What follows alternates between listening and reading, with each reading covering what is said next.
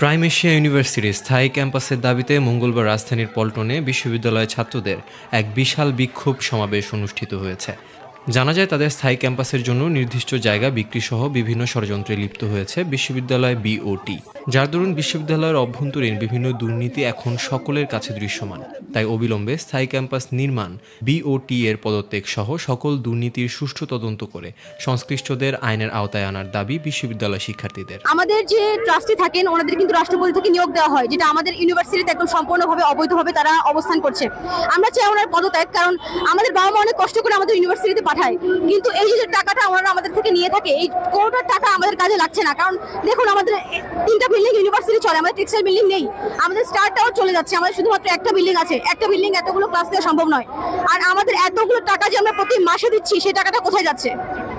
আমরা যদি ক্লাসরুমে না থাকি, ক্লাসই না থাকি, বিল্ডিং চলে যায়, পার্মানেন্ট ক্যাম্পাস না থাকে, তাহলে আমরা এতগুলো টাকা কিসের জন্য দিচ্ছি? আমরা পদক্ষেপ 2003 থেকে নেওয়া হচ্ছে।